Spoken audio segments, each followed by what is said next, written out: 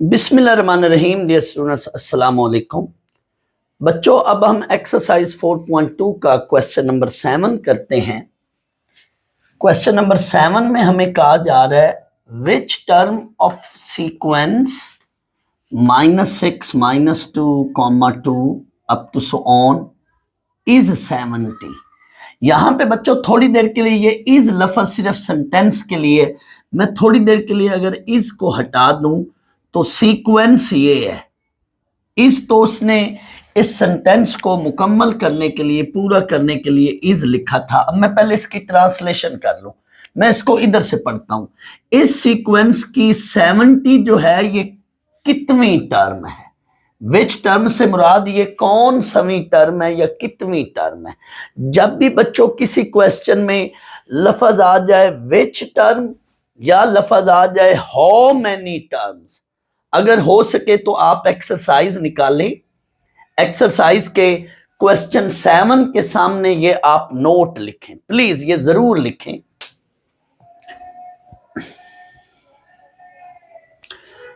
बच्चों, आप अपनी बुक का पेज 128 निकालें और क्वेश्चन 7 के सामने बुक पर लिखें, ये जरूर लिख लें। इसका ये फायदा होता है कि कल को जब आप दोबारा प्रिपरेशन के लिए ये पेज निकालेंगे, ये एक्सरसाइज निकालेंगे, तो वहां पे ये सामने आपको चीज लिखी हुई नजर आएगी। तो एक बार ये आपको आइडिया हो जाता है कि मैं इस सवाल से पहले गो थ्रू हो चुका हूं, यानी ये मुझे आता है सवाल। खुद ब खुद बंदे के अंदर कॉन्फिडेंस यानी इत्मीनान पैदा होता है। तो आप नोट लिखेंगे यहां पे in the case of which term, इसको अंडर कॉमा, इसको कॉमाज में लिखें, वर्ड विच टर्म को कॉमाज में लिखें। In the case of which term और in the case of how many terms, इन दोनों में से कोई भी आ जाए। In the case of which term और in the case of how many term we find value of n, इसमें आपको n की वैल्यू निकालनी है। साथ जा रही है बात। Here the value of an, यूं आपने लिखना है an विल बी गिवन, यानी इसमें एक टर्म ऐसी होगी जिसको हम थोड़ी देर बाद an कहेंगे। तो an की वैल्यू गिवन होगी और n निकालना होगा। जारी है नोट। साथ ये भी बात लिखें, हेयर वी यूज फार्मूला, आगे ये फार्मूला लिखें an is equal to a1 plus n minus 1 into D, यानी हम यहां पे ये फार्मूला लगाएंगे। जब भी बच्चों किसी सवाल में n की वैल्यू निकालनी होगी, यानी लफज विच टर्म या हाउ मेनी टर्म होगा, तो वहां n की वैल्यू निकालनी होगी। तो ऐसे क्वेश्चन में an की वैल्यू गिवन होएगी, an, इसको मैं थोड़ी देर बाद an कहूंगा और वहां पे ये फार्मूला जरूर लगेगा। जब भी n की वैल्यू निकालनी होगी तो ये फार्मूला लगेगा। ये इस चैप्टर की बात हो रही है, एक्सरसाइज फिलहाल 4.2 में। आगे ज्योमेट्रिक में भी यही बात होगी, जब भी हम ये फार्मूला लगाएंगे तो n की वैल्यू निकालेंगे। तो आए मैं प्रॉपर अब ये सवाल करता हूं तो आपको समझ आएगी मजीद आगे। हेयर सीक्वेंस, गिवन सीक्वेंस ये है। इसमें बच्चों ये क्या चीज है, जरा गौर से देखिएगा। फर्ज कर लो इसको मैं बच्चों नाम दे रहा हूं a1, इसका नाम मैं रख रहा हूं a1, ये पहली टर्म है a1। आप रिकॉल करें ना, ये an में जब हम n को 1 पुट करते हैं तो ये a1 बन जाता है, इट मीन पहली टर्म। जब हम n को 2 पुट करते हैं तो a2 बन जाता है, उसको हम दूसरी टर्म कहते हैं। तो यहां पे यही मैं काम कर रहा हूं। ये a1 है, यानी इसको फर्स्ट टर्म इसका नाम रखा और इसके सामने n की वैल्यू 1 है। इसका नाम मैंने a2 रखा और इसके सामने n की वैल्यू 2 है, इसके अगेंस्ट n की वैल्यू 2 है। इसका नाम मैंने a3 रखा, यानी ये a3 है और इसके अगेंस्ट n की वैल्यू 3 है। इसका नाम मैं बच्चों क्या रखूं? थोड़ी देर के लिए मैं इसका नाम रख रहा हूं an। मुझे नहीं पता ये 20वीं टर्म है, मुझे नहीं पता ये 15वीं टर्म है, मैं यानी ये नहीं कह सकता हूं कि ये जी 20th है, नहीं, इसके बारे में मुझे नहीं पता। मैं इसका नाम थोड़ी देर के लिए मैं इसका नाम an रख रहा हूं, तो इसके अगेंस्ट मुझे बच्चों n निकालना है। बेसिकली इस क्वेश्चन में ये काम। इसका नाम मैंने a1 रखा तो n की वैल्यू 1 है। इसका नाम मैंने a2 रखा तो इसकी में n की वैल्यू 2 है। इसका नाम इसका नाम मैं A3 रख रहा हूं तो इसमें n की वैल्यू 3 है। इसका नाम मैं AN रख रहा हूं, इसको मैं AN कह रहा हूं तो मुझे n की वैल्यू निकालनी है। दूसरे लफ्जों में आप ये भी कह सकते हैं कि ये पहली टर्म है, ये दूसरी टर्म है, ये तीसरी टर्म है। थोड़ी देर के लिए इसको आप लास्ट टर्म कह लो, लास्ट टर्म को मैं AN कह रहा हूं। AN वैसे तो जनरल टर्म या nth टर्म का मतलब या मीनिंग देता है, लेकिन इस क्वेश्चन में थोड़ी देर के लिए मैं इसको लास्ट टर्म कह देता हूं। 70 इस सीक्वेंस की लास्ट टर्म है और इसको भी मैं नाम AN दे रहा हूं। यानी कभी कभी हम लास्ट टर्म को भी AN नाम देंगे सिर्फ इस तरह के क्वेश्चन में। या सही यही बात है जो अभी मैंने कही, इसका नाम A1 मैंने रखा तो N1 है, इसका नाम A2 मैंने रखा तो N2 है, इसका नाम A3 मैंने रखा तो N3 है। इस लिहाज से इसका नाम मैं AN रख रहा हूं तो N क्या है।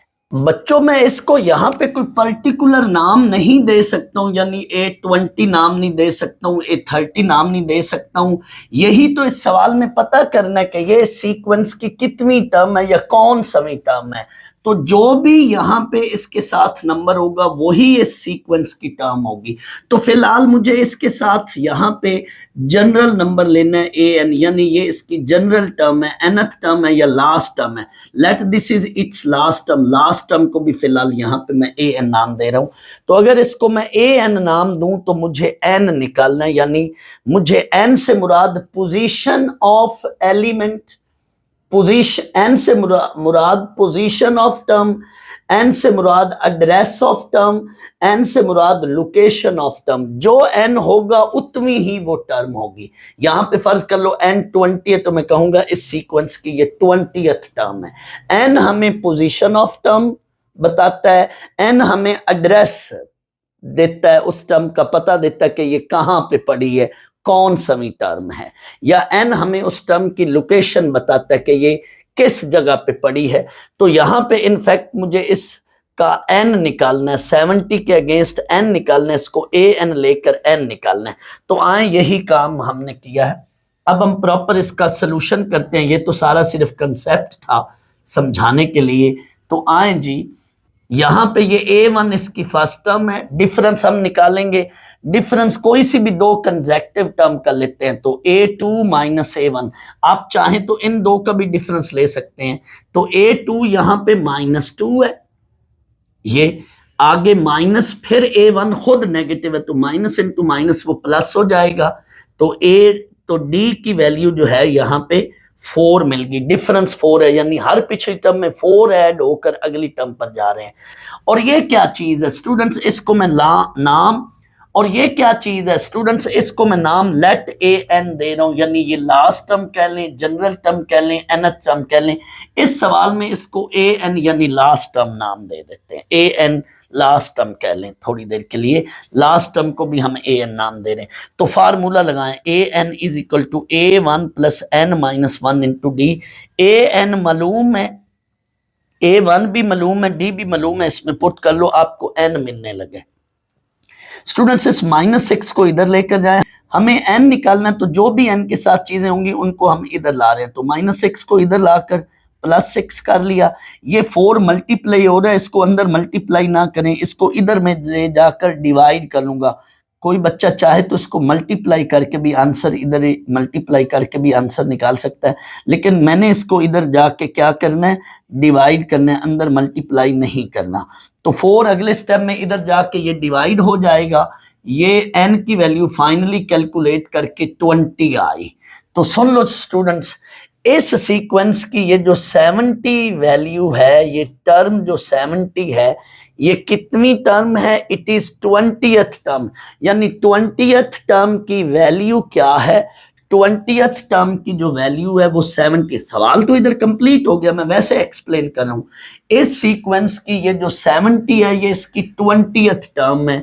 यानी दूसरे लफ्जों में अगर मैं इस सीक्वेंस की आपको कहूं जरा 20th टर्म निकालें, इस सीक्वेंस की 20th टर्म निकालें, अभी मैं इसकी 20th टर्म निकालूंगा, यही आंसर आएगा। चेक कर लो, A1 -6 है, D अभी आपने निकाला, D जो है ये 4 बना था, 4 बनेगा। तो 20th term A1 plus 19D, देख लो यही आना है। A1 -6 plus 19 into D, D कितना है 4, इसको सॉल्व करें, ये 76 -6 तो 70 आ गया। तो देख लो 20th टर्म इस सीक्वेंस की मैंने निकाली तो वो क्या है 70। लेकिन सवाल यूं नहीं था, सवाल ये था कि अगर इसके अंदर ऐसे सीक्वेंस के अंदर यहाँ पे 70 इसकी टर्म ले लें, बना लें, तो 70 इसकी कितनी टर्म है, यानी मैं इसको फिर ए एन लेट करके इसके अगेंस्ट एन मान निकालूंगा, फाइंड आउट करूंगा। ये इसकी टर्म, इस टर्म को A1 नाम दे देते हैं तो इसके अगेंस्ट N1 है।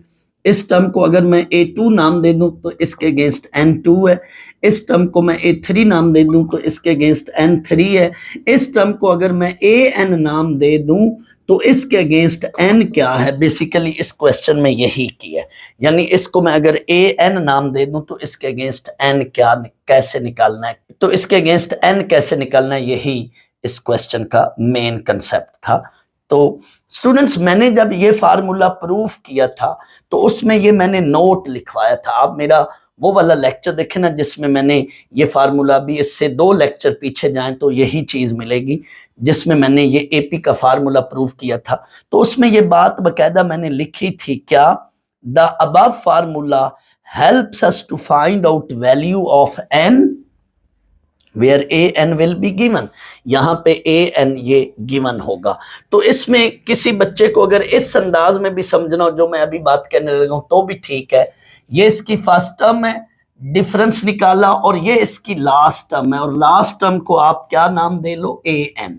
लास्ट टर्म को ए एन नाम देकर ये ए एन का फार्मूला लगा लो और एन निकाल लो। यानी यहाँ पे छोड़ें बाकी सारे कंसेप्ट को, ये फर्स्ट टर्म है, डिफरेंस निकालें और गौर करें, इस लिहाज से देखें तो इस सीक्वेंस की आगे कोई टर्म नहीं, फर्ज कर लो यहीं पे सीक्वेंस मुक रहा है तो ये इसकी लास्ट टर्म होगी। लास्ट टर्म को भी हम फिलहाल for the time being A N कह देते हैं इस क्वेश्चन में। तो जब भी ए एन गिवन होगा फर्स्ट टर्म निकालें, डिफरेंस निकालें और ए एन निकालें।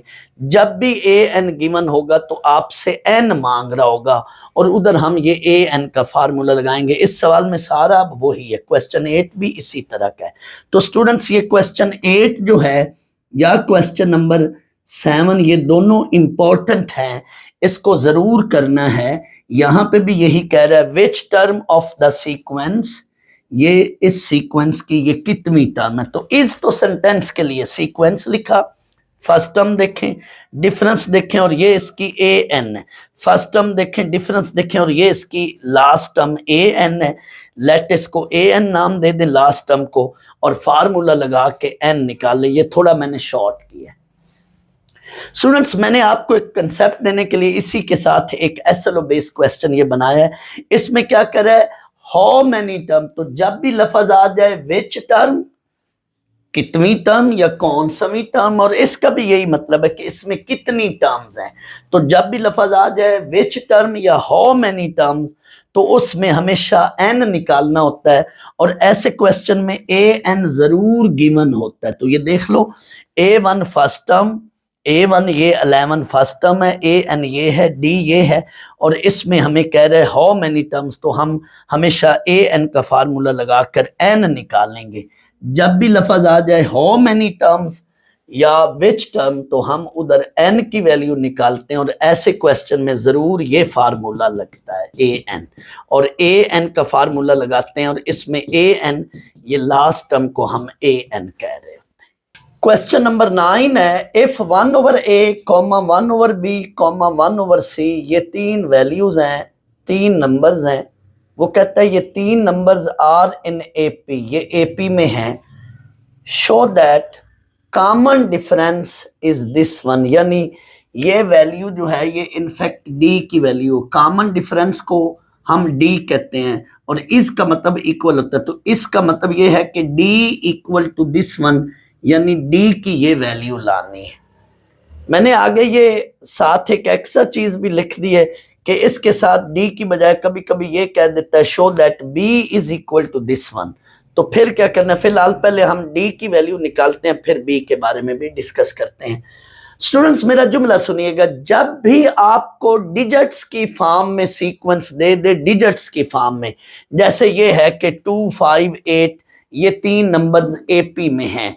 तो इसमें हम डिफरेंस एक बार लेते हैं। जब भी नंबर्स की फॉर्म में सीक्वेंस दे दे तो उस वक्त हम डिफरेंस एक बार लेते हैं, लेकिन जब भी लेटर्स की सूरत में ए बी सी या एक्स वाई जेड, जब भी लेटर्स की फॉर्म में, वेरिएबल्स की फॉर्म में सीक्वेंस दे दे तो उस वक्त बच्चों डिफरेंस 2 बार लेना है। डिजिट्स की फॉर्म में सीक्वेंस हो तो डिफरेंस एक बार, लेकिन लेटर्स या वेरिएबल की सूरत में हो तो हम डिफरेंस 2 बार लेंगे। दैट्स वाई इस क्वेश्चन में मैंने डिफरेंस 2 बार लेना है, प्रूव भी ये करना है। तो ये गिवन है 1/a, 1/b, 1/c, these are in AP. तो डिफरेंस 2 बार लेना है। कैसे? एक बार डिफरेंस लेना है second term minus first term, and दोबारा फिर डिफरेंस लेना है third term minus second term. Student, जब भी हम डिफरेंस लेते हैं तो डिफरेंस के साथ इधर कोई भी टर्म लिखते हैं तो आगे माइनस के बाद इससे जस्ट प्रीवियस टर्म, इससे पिछली टर्म लेनी है। तो यहाँ पे a2 माइनस a1 और फिर da3 माइनस a2।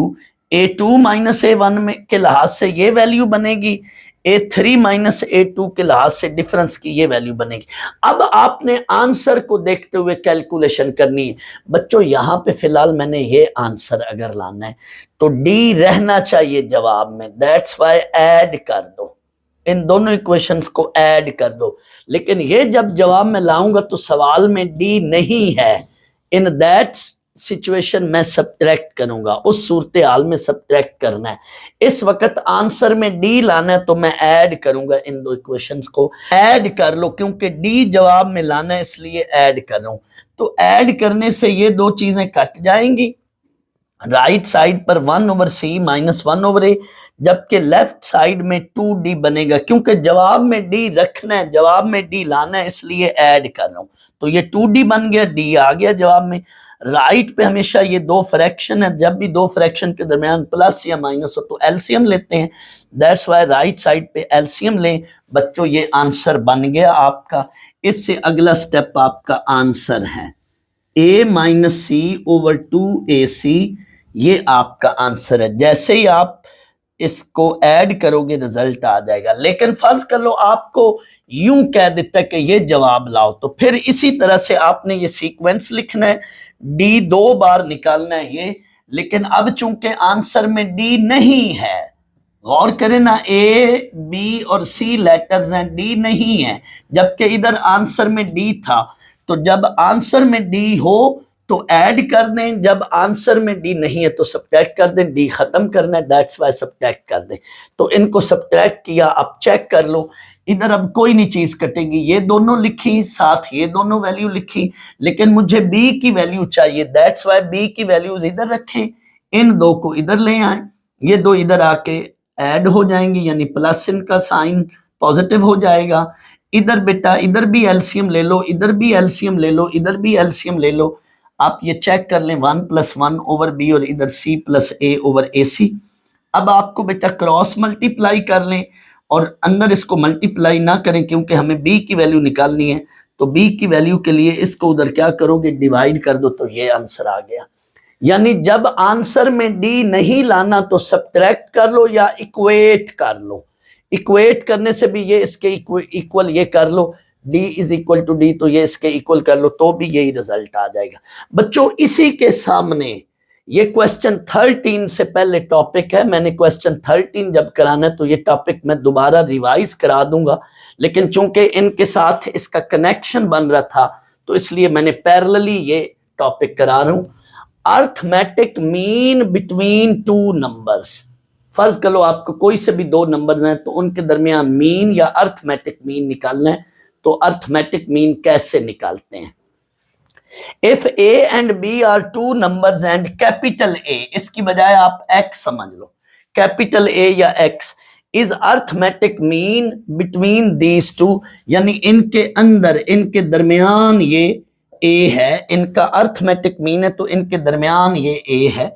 तो ये a की फिर वैल्यू क्या होगी, a की वैल्यू होगी a + b over 2। Students mean को एवरेज भी कहते हैं, तो 2 डिजिट्स की एवरेज कैसे निकालते हैं, a + b ओवर 2, ये a उसको मीन को या एवरेज को शो कर रहे हैं। अब इसका प्रूफ हम कर लेते हैं कि ये रिजल्ट कैसे आया। अगर हम थोड़ी देर के लिए मान लें कि ए इनका मीन है, let A comma B these are 2 digits numbers and capital A जो है ये इनका अर्थमेटिक मीन है या मीन है, तो अगर ये इनका मीन है तो ये तीनों मिलकर जरूर एपी बना रहे होंगे। ऊपर मैंने सपोज कर लिया कि कैपिटल ए जो है ये इनका अर्थमेटिक मीन है। ये देखो ना, इफ ए, इसको मान लूं अगर मैं कैपिटल ए को कि ए इज अर्थमेटिक मीन या mean between A comma B, it mean ये फिर इनके मिड पर है। जब इनके मिड पर है तो मैं थोड़ी देर के लिए डिस्टेंस बोलता हूं, इसका डिस्टेंस इससे, इसका डिस्टेंस इससे इक्वल होगा, डिस्टेंस या डिफरेंस। इट मीन तीनों का डिफरेंस आपस में दो दो का सेम है, लिहाजा ये तीनों मिलकर जरूर एपी बना रहे होंगे। मैं ये बात यूं समझा देता हूं, यहां पे मैं दावा कर रहा हूं कि 5 इज अर्थमेटिक मीन, लेट मैं कहता हूं 5 is arithmetic mean between 2 and 8, it mean 2, 5, 8 ये फिर जरूर एपी बना रहे होंगे। अगर मैं कह रहा हूं कि 5 इज अर्थमेटिक मीन, ये चेक कर लो, ये जरूर एपी बना रहे होंगे, क्योंकि मीन जब कह दिया तो मिड पे पड़ा है, फिर जरूर उनका डिफरेंस सेम होगा। ये बात मैंने इसलिए इस पर जोर दे रहा हूं कि जब हमें एक से ज्यादा अर्थमेटिक मीन निकालने होंगे, एक से ज्यादा अर्थमेटिक मीन, तो उधर भी ये जुमला मैं बोलूंगा कि ये अगर उनके दरमियान एक से ज्यादा 2-3 वैल्यूज हैं तो उधर भी मैं कहूंगा फॉर्म एपी, यानी वो सारे नंबर मिलकर एपी बना रहे होंगे। यहां तो जस्ट मैंने सिंगल अर्थमेटिक मीन निकालना है। ये बच्चों जो फार्मूला है, this is the formula for single arithmetic mean. But जब एक से ज्यादा अर्थमेटिक मीन निकालने होंगे तो क्या करेंगे, वेट करें। फिलहाल मैं यहां इसकी बात कर रहा हूं, फिर रिपीट कर रहा हूं, let A comma B are 2 numbers, 2 numbers हैं A comma B, and capital A जो है ये इनका अर्थमेटिक मीन है बिटवीन ए कॉमा बी। ये मान लिया, ये कह लिया कि ए इनके बिटवीन है और अर्थमेटिक मीन है, इट मीन ये मिलकर क्या बनाएंगे, फिर ये जरूर, दिस इंप्लाइज, इस बात की ये मैथमेटिकल तर्जमानी है। इफ देन, ये मैंने पहले भी कहा था ना कि इस स्टेटमेंट को कंडीशनल स्टेटमेंट कहते हैं। इसके लेफ्ट पे ये सिंबल कंडीशनल स्टेटमेंट के लिए, इसके लेफ्ट पे जो स्टेटमेंट होगी फिर दिस इंप्लाइज, वहां से ये रिजल्ट मिलेगा। तो इसके लेफ्ट पे ये चीज है और रिजल्ट में हम फिर ये लिख रहे हैं कि दिस इंप्लाइज, ये तीनों मिलकर क्या बना रहे होंगे, एपी। अब बेटा जब ये 3 नंबर मिलकर एपी बना रहे हैं तो इनका डिफरेंस सेम होगा, यानी इसका डिफरेंस इसके इक्वल और इसका डिफरेंस इसके इक्वल। डिफरेंस को मैंने इक्वेट कर लिया, या 2 बार डिफरेंस निकाल कर सब्ट्रैक्ट कर लो। अभी मैंने कहा कि जब लेटर्स होते हैं तो हम डिफरेंस 2 बार लेते हैं, तो इधर 2 बार डिफरेंस लेकर उनको इक्वेट कर लिया, ये वाली बात, या सब्ट्रैक्ट कर लो। इक्वेट या सब्ट्रैक्ट एक ही रिजल्ट मिलता है, तो इक्वेट कर लिया।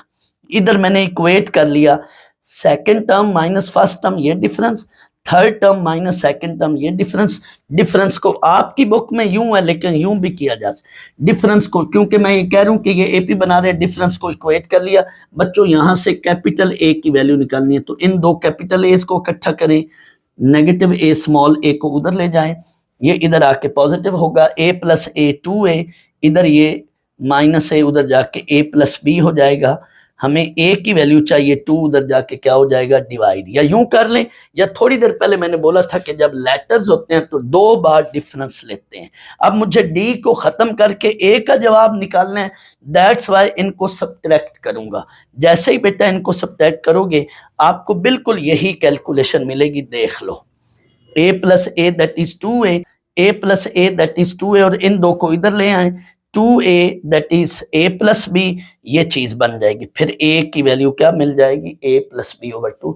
तो जब भी 2 नंबर्स के दरमियान अर्थमेटिक मीन निकालना हो तो उसका बेटा ये फार्मूला, ये मैंने इसलिए इनके साथ ही करा दिया क्योंकि यहां पे भी हम यही काम कर रहे हैं कि 2 बार डिफरेंस ले रहे हैं। इधर भी आप 2 बार डिफरेंस लेकर, जब लेटर्स हो तो 2 बार डिफरेंस लेकर या उन डिफरेंस को यहां इक्वेट कर लो या उन दोनों डिफरेंस को आपस में क्या है, सब्ट्रैक्ट कर लो, तो आंसर आपको मिल जाएगा यहां पे। Students question 11, 12 and 13 application of arithmetic sequence उससे रिलेटेड क्वेश्चन है। हमारी रियल लाइफ के अंदर जो प्रॉब्लम्स हैं उनसे रिलेटेड जो डिस्कशन है, word problem of real life से रिलेटेड जो प्रॉब्लम्स हैं उनमें अर्थमेटिक सीक्वेंस से रिलेटेड कौन से प्रॉब्लम्स हैं, कुछ इस तरह के क्वेश्चंस उन्होंने डिस्कस किए हुए जो अर्थमेटिक सीक्वेंस से रिलेटेड है, यानी application of arithmetic sequence in our real life. उनमें से एक क्वेश्चन ये है, during a free fall a sky divers falls 16 feet in the first second. Sky diver students, आसमान में जो गौताजन होता है, गौताखोर जो होता है उसको स्काई डाइवर कहते हैं, फजा के अंदर जो डाइव करता है। कोई पानी के अंदर जब कोई बंदा डाइव करता है तो उसको वाटर डाइवर कहते हैं। इसी तरह फजा में या आसमान में जो डाइव करता है उसको कहते हैं स्काई डाइवर। आसमान में गौता करने वाले को स्काई डाइवर कहते हैं और पानी में गौता करने वाले को वाटर डाइवर कहते हैं। तो फजा में कोई बंदा, फर्ज कर लो प्लेन से एक बंदा नीचे आ रहा है, उसने छलांग लगाई है नीचे, तो पहले सेकंड में उसने 16 फीट का डिस्टेंस कवर किया, ट्रेवल किया। अगले एक सेकंड में यानी सेकंड में वो 48 डिस्टेंस कवर करता है, ट्रेवल करता है। और फिर थर्ड सेकंड यानी तीसरे सेकंड के दौरान थर्ड सेकंड में वो कितना फासला कवर करता है, 80 फीट। थोड़ी देर के लिए मैं इसकी डायाग्राम बना रहा हूं, लेकिन पेपर में डायाग्राम की जरूरत नहीं है। फर्ज कर लो यहां से वो स्टार्ट कर रहा है, तो ड्यूरिंग फर्स्ट सेकंड, एक सेकंड के दौरान, पहले सेकंड के अंदर उसने 16 फीट फासला कवर किया। अगले एक सेकंड में यहां से आगे यहां तक अगला एक सेकंड है, यानी सेकंड या नेक्स्ट 1 सेकंड यूं कह सकते, यहां से यहां तक उसने 48 सेकंड डिस्टेंस कवर किया। फिर और अगले एक सेकंड में यानी नेक्स्ट सेकंड में यानी थर्ड सेकंड में उसने क्या है, डिस्टेंस कितना कवर किया, ये मेंशन है यहां पे 48 के बाद नेक्स्ट, ये 80 फीट है। वैसे भी बच्चों में बताता चलूं, जैसे जैसे नीचे आएगा ड्यू टू ग्रेविटेशनल पुल उसकी स्पीड बढ़ती जाएगी। ये देखे ना, शुरू में 16 सेकंड है, जैसे जैसे नीचे आएगा 48 सेकंड, फिर अगले एक सेकंड में 80 फर्स्ट सेकंड में 16 फीट, फिर अगले एक सेकंड में 48 फीट, फिर नेक्स्ट जो थर्ड सेकंड है उसमें 80 फीट। जैसे जैसे नीचे आता जाएगा तो उसकी स्पीड बढ़ती जा रही है। सवाल यह है कि अगर वो सेम रेट से, इसी रेट से वो फॉल कर रहा हो, ये बात हमें श्योरिटी दे रही है, गारंटी दे रही है कि अपनी जात में आगे सीक्वेंस एपी ही रहेगा, यानी इसमें जो डिस्टेंस है वो आगे चेंज नहीं रहना। जिस रेट से शुरू में आ रहा है आगे भी उसी रेट से आ रहा है। दैट्स वाई मैंने अंडरलाइन किया कि ये जुमला हमारे इस सवाल को पुख्तगी दे रहा है और हमारा इसको पक्का कर रहा है क्या, कि सीक्वेंस ने अपनी जात में एपी ही रहना है। इस जुमले का ये मतलब है कि अंदर खाते जो है रेट चेंज नहीं होगा, सेम इसी अंदाज से, इसी रेट से आगे वो आता जा रहा है। तो अगर वो इस रेट से आए तो how many feet will he fall during 8th second, 8वें सेकंड के दौरान वो कितना फासला तय करेगा, कितने फीट तय करेगा, ये सवाल है। स्टूडेंट्स मेरी एक बात पल्ले बांध ले, ये बड़ी जरूरी अहम बात है। किसी स्टेटमेंट के अंदर जब लफ्ज आ जाए इन या ड्यूरिंग तो ये एपी का सवाल होगा, यानी अर्थमेटिक सीक्वेंस का सवाल होगा, यानी तीसरे सेकंड के अंदर या तीसरे सेकंड के दौरान। इन या ड्यूरिंग का एक ही मतलब होता है, दोनों का सेम ही मकसद या मतलब है। तो ऐसा सवाल एपी का है। तो इसमें एक जगह पे उसने लफ्ज ड्यूरिंग लिखा हुआ है, बाकी एक दो जगह पे उसने लफ्ज इन लिखा हुआ है। तो इन या ड्यूरिंग के सेंटेंस का मतलब यही होगा कि उस सेकंड के दौरान कि उस सेकंड के दौरान ये चीज गारंटी होती है अर्थमेटिक सीक्वेंस की, अर्थमेटिक प्रोग्रेशन की। लेकिन एक दो अल्फाज ऐसे और हैं, लेकिन एक दो अल्फाज ऐसे और हैं कि वो अर्थमेटिक सीक्वेंस की बजाय वो बात होगी अर्थमेटिक सीरीज की, कि वो अर्थमेटिक सीक्वेंस की बजाय वो बात होगी अर्थमेटिक सीरीज की। आएगा एक इधर से बाई मिस्टेक, एक इधर ऐसा सवाल है कि वो सीक्वेंस की बजाय अर्थमेटिक सीरीज है। आए वेट करें, थोड़ी देर वेट करें, वो आएगा ऐसा सवाल, तो उधर मैं फिर इस बात को और उस बात का कंपैरिजन करूंगा। फिलहाल ये अर्थमेटिक सीक्वेंस है। आए अब इसका सोल्यूशन करते हैं। तो ये रियल लाइफ वर्ल्ड प्रॉब्लम है, आए इसका अब हम सोल्यूशन करते हैं। इन्हीं की बातों को मैं अपने अंदाज में लिख रहा हूं। डिस्टेंस कवर्ड या ट्रेवल, दोनों में से कोई मर्जी लिख लें।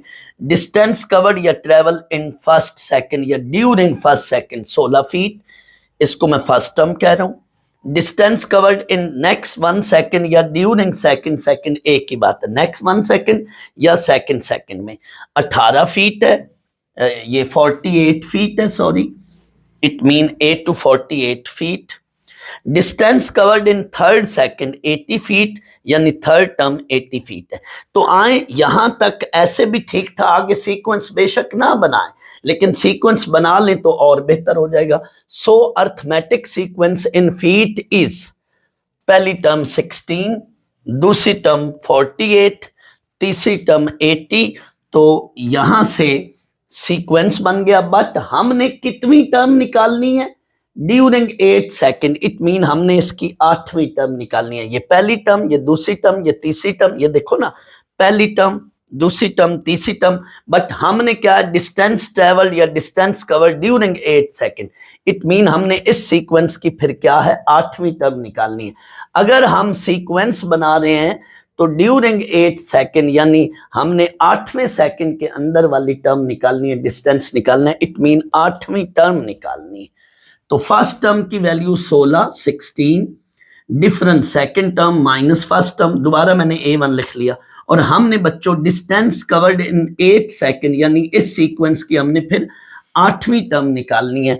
तो 8वीं टर्म उस फार्मूले के लिहाज से क्या होगा, A1 + 7D। बच्चों हर सवाल में A1 और D की गेम है, दैट्स वाई मैंने बेटा इस एक्सरसाइज के शुरू में ऊपर लिखवा दिया था कि आपने हर सवाल में दो चीजों का ख्याल रखना है, या तो A1 और D निकालना पड़ेगा या कोई रैंडम टर्म। रैंडम टर्म से मुराद अचानक कोई टर्म, बेतरतीबी सी टर्म, बीच में से अंदर से कोई भी टर्म निकालनी पड़ सकती है, जैसे 8वीं टर्म।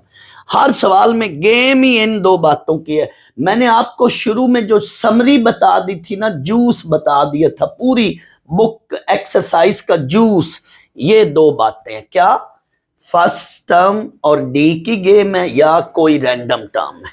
तो 8वीं टर्म निकाल ली, ये आंसर आ रहा है। सो डिस्टेंस, आखिर में ये कंक्लूजन लिखें या ना लिखें, आखिरी स्टेटमेंट जो रिक्वायर्ड बात होगी उसका जवाब हम दे रहे हैं। ये चीज ना भी लिखें, बात पूरी हो चुकी है, लेकिन यूं लिख लें तो और बात पक्की हो जाएगी। क्या, हैंस या सो या this implies distance covered in the 8th second will be या इज 240 फीट। 8वीं टर्म मिल गई, दैट इज द सॉल्यूशन। ये फिगर बच्चों मैंने वैसे समझाने के लिए बताई थी, पेपर में आप इसको ना बनाएं, एक्स्ट्रा टाइम लगेगा। अगर हो टाइम तो बेशक बना ले, लेकिन जरूरत नहीं है। मैं तो मजीद आपको और क्लियर करने के लिए मैंने फिगर बनाई थी। तो ये इस क्वेश्चन का सॉल्यूशन है, ये देख लें आप बच्चों। क्वेश्चन 10 के बाद मैं पहले 12 करा लूं, फिर 11 करवाता हूं। इसकी एक वजह है, वेट करें, मैं बताता हूं वजह। 10 के बाद पहले 12 कर लें, फिर 11 करते हैं। 12 क्वेश्चन में कहता है, a gardener is making a triangular planting with 35 plants in the first row, 31 plants in the second row, and 27 plants in the third row. कोई गार्डनर है, वो ट्रायंगुलर प्लाट में प्लांट्स लगा रहा है। ये प्लाट की जो शेप है ट्रायंगुलर फॉर्म में है। तो शुरू में जो बेस रो है इसमें ये क्या है, कितने प्लांट्स लगा रहे, 35। जाहिर है जब ऊपर जाएगा, जैसे जैसे ऊपर जाएगा प्लांट्स की तादाद कम होती जा रही है। तो ये बेस रो है, मेंशन तो नहीं है लेकिन अंडरस्टूड होना चाहिए कि जैसे जैसे ऊपर जा रहा है ना, जैसे जैसे आगे जा रहा है प्लांट्स की तादाद कम हो रही है, इट मीन बेस रो से ऊपर वर्टेक्स की तरफ जाया जा रहा है। जैसे जैसे ऊपर जा रहा है, जैसे जैसे आगे जा रहा है प्लांट्स की तादाद कम हो रही है, इट मीन हम नीचे वाली बेस रो से ऊपर जा रहे हैं वर्टेक्स की तरफ। प्लांट्स की तादाद चूंकि कम हो रही है, दैट्स वाई हम ऊपर जा रहे हैं। तो बेस रो साथ मेंशन हो जाता ना कि शुरू में जो बेस रो है उसमें इतने प्लांट्स हैं, सेकंड रो में इतने हैं, बेस लफ्ज होता ना साथ तो ज्यादा आसान हो जाता। फिलहाल मैंने बोल दिया साथ ही कि बेस रो में 35 प्लांट्स हैं, फिर सेकंड रो में यानी उससे ऊपर वाली रो में, फिर सेकंड रो यानी उससे ऊपर वाली रो में 31 प्लांट्स हैं, और फिर थर्ड रो में यानी उससे भी अगली रो ऊपर वाली रो में 27 प्लांट्स हैं। तो इस फार्म में अगर प्लांट्स लगाए जा रहे हैं, आगे वो जो जुमला कह रहे हैं if the pattern is consistent, यानी ये सिलसिला आगे ऐसे ही जारी और सारी है, यानी स्ट्रक्चर जो है अंदर जो प्लांट्स के साथ तरतीब चल रही है वो यही तरतीब होगी। अंदर खाते यानी सीक्वेंस के अंदर जो पैटर्न चल रहा है वो यही पैटर्न चलेगा। यानी जो जो डिक्रीज हो रहा है या जो जितनी वैल्यू इंक्रीज हो रही है या जितनी वैल्यू डिक्रीज हो रही है वो सारे सीक्वेंस में एज इट इज रहेगी। सो ये बात जो है ये पक्का कर रही है कि अगले खाते में या अगली टर्म में ओवरऑल सीक्वेंस जो है वो एपी ही रहेगा। आगे चलें, कहता क्या है, how many plants will there be in the 8th row, 8वीं रो में, यानी इसी तरह से ये काम चल रहा है, ये सिलसिला चल रहा है।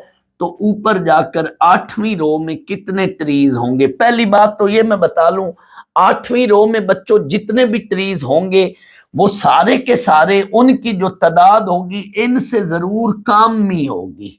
वजह क्या है बेटा, जैसे जैसे हम ऊपर जा रहे हैं वर्टेक्स की तरफ ट्रीज की तादाद जो है वो क्या है, ये ट्राइंगल शेप देखे ना, कम होती जाएगी। तो ये देखो 8वीं रो में 7 ट्रीज होंगे, 7 प्लांट्स हैं। तो बहरहाल अब आगे सवाल को देखें, solution. Number of plants in first row, या सिर्फ प्लांट्स इन फर्स्ट रो, पहली रो में 35 plants, plants in second row 31, plants in third row that is 27, plants in third row that is 27। थर्ड रो में प्लांट्स की तादाद कितनी है, 27। आप बच्चों गौर करो तो डिफरेंस सेम है, यानी गौर करें -4 का डिफरेंस है। इट मीन ये बात पुख्तगी कर रही है कि ये जो है ये सीक्वेंस एपी है। तो हमने आगे यही कहा, here it is arithmetic sequence of plants, वो क्या है हम खुद आगे बना रहे हैं। स्टूडेंट्स पिछले सवाल में भी अर्थमेटिक सीक्वेंस था, क्वेश्चन 10 में मैंने ये लिखा था। वजह क्या थी, उधर भी डिफरेंस सेम था, इधर भी डिफरेंस सेम है, और अर्थमेटिक सीक्वेंस में 3 टर्म्स ही काफी होती हैं। पहली 2 का डिफरेंस और अगली 2 का डिफरेंस सेम है, काफी होती हैं 3 टर्म्स। इसीलिए यहां या पिछले सवाल में उसने 3 टर्म्स का ही जिक्र किया था। आगे हम सो ऑन करके लिख देते हैं कि हमने इसकी 8वीं टर्म निकालनी है। ये सीक्वेंस वाली चीज आप लिखें या ना लिखें, डायरेक्ट यहां से भी कह सकते हैं कि here A1 is 35 and difference second term minus first term difference is -4। मैं ये इतनी चीजें इसलिए लिख देता हूं कि काम और बच्चों के लिए आसान हो जाए, बात और पक्की हो जाए, वरना ये इतनी बात ना भी लिखें तो कोई मसला नहीं। हमने इसकी 8वीं टर्म निकालनी है कि 8वीं रो में कितने ट्रीज होंगे। पिछले पार्ट 10 क्वेश्चन में भी हमने 8वीं टर्म ही निकाली थी।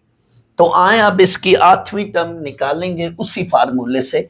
तो 8वीं टर्म हमने बना ली, ये आंसर होगा। एंड पे ये सेंटेंस आपकी मर्जी है लिखें या ना लिखें। क्वेश्चन 11 पर आए। अब आपको मैं फर्क बताने जा रहा हूं कि इसमें और इसमें फर्क था, दैट्स वाई इसको मैंने एंड पे रखा है। 10 के बाद 12 फिर 11, वजह क्या है गौर कीजिएगा। ये क्वेश्चन यूं है कि कोई बंदा है वो सेविंग कर रहा है, 1 अगस्त को वो 1000 यानी 1000 की सेविंग करता है, 2 अगस्त को वो बाकी मामलात या अखराजात घर के निकालने के बाद 2 अगस्त को 3000 की उसकी अलग से सेविंग होती है। मामलात घर के अखराजात पूरे करने के बाद साथ साथ वो सेविंग भी कर रहे हैं, तो 2 अगस्त को उसकी 3000 सेविंग होती है और 3 अगस्त को उसकी 5000 सेविंग होती है। हर अगले दिन सेविंग 2-2000 करके बढ़ रही है। पहले दिन 1000, अगले दिन 3000, फिर उससे अगले दिन 5000, 1 अगस्त को 1000, 2 अगस्त को 3000, 3 अगस्त को 5000। अब जरा सुनना सवाल को, एंड सो ऑन। इस तरह से वो डेली बेसिस पर सेविंग करता जा रहा है। अच्छा, जरा सेंटेंस को देखिएगा, आखिरी बात इसकी, हाउ मच इज सेव्ड, कितनी इनकम सेव हो चुकी होगी, टिल अगस्त 20 अगस्त तक। स्टूडेंट्स, ये जो सेंटेंस है इंग्लिश में देखा जाए तो इसको कहते हैं फ्यूचर परफेक्ट सेंटेंस। इस सेंटेंस को देखा जाए, इतनी बात को, ये जो सेंटेंस है future perfect tense, students English में ऐसे सेंटेंस को कहते हैं फ्यूचर परफेक्ट टेंस का ये सेंटेंस है, फ्यूचर परफेक्ट टेंस। टेंसेस आपने पढ़े होंगे ना, तो ये फ्यूचर परफेक्ट टेंस का ये सेंटेंस है। मसलन मैं एक जुमला बोलता हूं कि अगली जुमेरात तक ये काम हो चुका होगा, या अगली जुमेरात तक काम ये काम कर लिया जाएगा, या अगली जुमेरात तक ये काम हो जाएगा, हो चुका होगा या कर लिया जाएगा या हो जाएगा। ये सेंटेंस, इस तरह के जो सेंटेंस होते हैं ये फ्यूचर परफेक्ट टेंस के सेंटेंस है। तो यहां भी यही बात हो रही है, how much income is saved till August 20। अगर वो इसी पैटर्न के साथ पैसे सेविंग कर रहा है तो भाई 20 अगस्त तक टोटल इनकम कितनी होगी, यानी सारे पैसों का सम। एक बंदा ना भाई, उसने एक कोई जगह रख ली है लॉकर में या घर में कहीं भी, वो पैसे सेव कर रहे हैं। 1 अगस्त को 1000 रखा, 2 अगस्त को 3000 रखा, 3 अगस्त को 5000 रखा, फिर इस तरह से वो रखता जा रहा है। तो 20 अगस्त तक उसका टोटल क्रेडिट कितना हो चुका होगा? ये सवाल सीरीज का है, सीक्वेंस का नहीं है। जब भी किसी सवाल में लफ्ज आ जाए इन या ड्यूरिंग, उसके अंदर या उसके साथ, उस वक्त दौरान, उसके अंदर या ड्यूरिंग, पिछले दोनों सवाल उस बात के हैं, एपी के। आप चेक कर लें, इधर लफ्ज इन है, in the first row, in the second row, in the third row, in the 8th row. और उससे पिछला सवाल जो 10th था उसमें भी देख लें, उधर लफ्ज ड्यूरिंग था या इन था।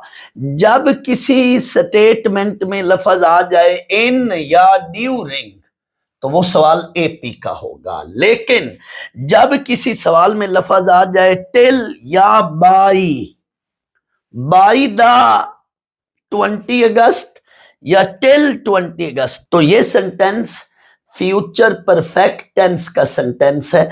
उसमें उस वक्त तक सारी अमाउंट देखनी होती है, तो वो टोटल सम होगा। तो ये सवाल इनफैक्ट सीरीज का है। आए आगे, सीरीज अभी हमने की नहीं है, मैंने सवाल करा दिया सीरीज का, लेकिन ये अगली एक्सरसाइज का टॉपिक है। बहरहाल, अमाउंट सेव्ड ऑन 1 अगस्त इतनी अमाउंट, अमाउंट सेव्ड ऑन 2 अगस्त इतनी अमाउंट, अमाउंट सेव्ड ऑन 3 अगस्त इतनी अमाउंट। बेटा अब आगे देखें तो ये सीक्वेंस नहीं है, ये सीरीज का सवाल है। बिकॉज ऑफ दिस, तो 20 टर्म्स तक, 20 डेज तक, इट मीन 20 अगस्त तक 20 टर्म्स तक जाना है। तो ये सम है, टोटल अमाउंट का सम निकालना, यानी सारी उसने इनकम देखी तो 20 अगस्त के साथ उसके पास कितने पैसे बन चुके होंगे, वो जमा हो रहे हैं उस जगह पे, इकट्ठे हो रहे हैं, तो इतने पैसे बन चुके होंगे। बच्चों ये S N mean sum up to N terms, इसका ये फार्मूला, अभी मैंने ये फार्मूला नहीं कराया लेकिन अब क्वेश्चन चूंकि इधर आ चुका था तो ये एस एन सीरीज का फार्मूला है। इसमें काम सारा वही है, फर्स्ट टर्म, डिफरेंस और नंबर ऑफ टर्म्स, लेकिन हम ए एन की बजाय एस एन का फार्मूला लगाएंगे।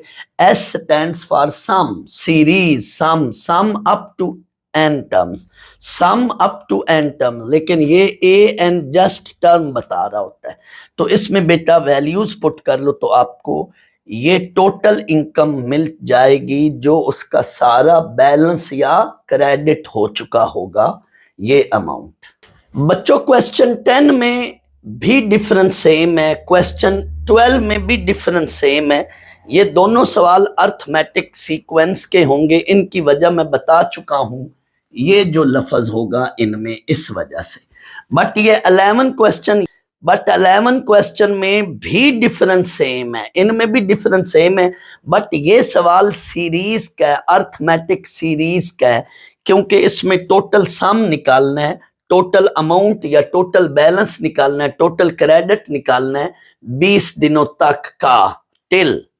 और इसकी ये वजह कि ये सीरीज क्यों है ये मैं बता चुका हूं, इन लफ्जों की वजह से ये कोई भी सवाल आए तो अर्थमेटिक सीरीज का है, तो इसमें एस एन का फार्मूला लगेगा, जबकि इस क्वेश्चन में या इस क्वेश्चन में ए एन का फार्मूला लगेगा, जस्ट उसमें 8वीं टर्म निकालनी है। बट इसमें total balance, total credit, total amount up to 20 अगस्त तक, अप टू, टिल या बाय या अप टू, इस तरह का सेंटेंस आ जाए, टिल या बाय या अप टू 20 अगस्त, तीसरा लफ्ज अप टू है, तो in that case total balance निकालना है, टोटल क्रेडिट निकालना है, सारी अमाउंट इकट्ठी हो चुकी होती है। इन दैट केस जो है ये सीरीज का सवाल है। कोई बंदा बैंक में पैसे जमा करवाता है, पहले महीने वो 1000 रुपया जमा करवाता है, दूसरे महीने वो 3000 जमा करवाता है, तीसरे महीने वो 5000 जमा करवाता है, तो 20वें महीने उसकी अमाउंट कितनी हो चुकी होगी। सिमिलरली मंथ की बजाय डेली बेसिस पे वो जमा करवा रहे हैं, तो टोटल बैलेंस उसका क्रेडिट कितना हो चुका होगा। जब वो 20वें दिन बाद जाके पूछता है कि भाई मेरा बैलेंस तो मुझे बता दें, तो वो उसका टोटल अमाउंट बता रहे होते हैं ना, कि इतने दिनों तक उसकी कितनी अमाउंट हो चुकी होगी। तो बेटा ये सवाल सीरीज का है, लोग इसको सीक्वेंस से करवा रहे हैं, नहीं भाई ये सवाल सीक्वेंस का नहीं है, ये सीरीज का है, वाजे बात मेंशन है।